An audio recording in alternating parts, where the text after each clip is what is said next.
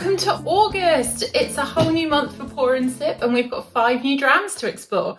First things first though, if you're brand new to the club and your box looks like this, welcome, welcome. Inside you'll have 2 tasting glasses tucked under your drams. The all-important how to taste card, very useful if you're tasting maybe for the first or second time and you want to get the utmost out of your drams. And you'll also have the all-important whiskey, which we will all have in our box. So if you're a regular subscriber, your box will look like this. Every month we have our tasting notes, very useful little sneak peek for what's coming up for the month. First of all, in there you'll have the dates for our live tastings, super fun. For August we're talking about the 5th and the 19th. Join us at 7:30 and we will taste through these live with some very special guests, which is always loads of fun. But after that, you have got all the information you need to pour and sip and get the absolute most you can possibly get out of the whiskey. So on one side you have all about each individual dram, where it's from, who made it, how it was made, what gives it that all-important flavour and aroma and all the things that make us love our whiskies. And then on the back, there's space for you to pop your own notes down. So don't forget to do that if you want to keep a record of everything that you've tasted. So, enough talk. Let's get on to the drams.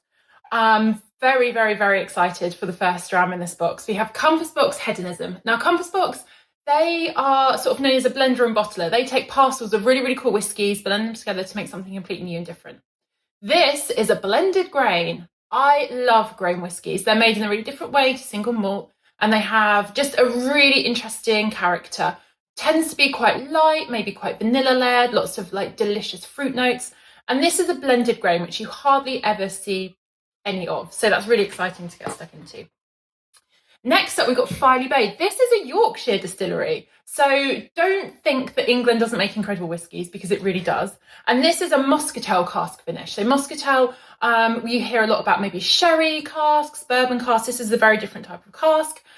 You'll get sort of quite sweet kind of notes coming through it. And yeah, really exciting, a great one to explore. We are heading to Scotland though for our next 2 drams, which, you know, may be familiar territory for some, but there's always new stuff to be found, particularly since the Scotch Whisky Association relaxed some of the rules around what you can and can't mature a whisky in. Example of this, which I cannot wait to taste, is Glenmurray's rum agricole cask finish. So we've gone from muscatel, now we're in rum agricole territory. If you've never tasted rum agricole, it's a very different style of rums to what we see a lot of here in the UK. So it's much more pronounced, maybe quite vegetal, loads of kind of like funk going on. It's very exciting. So we will see what happens when Glenmurray's whiskey meets those casks later in the month. 4th, we have Benroma Contrast Peat Smoke. So if you want a little bit of your kind of smoky, peaty vibes coming through, that's one for you. Don't think that smoke only comes from Ireland. This is a Speyside dram. And as we'll find out, you can get smoke in Speyside too. Who knew?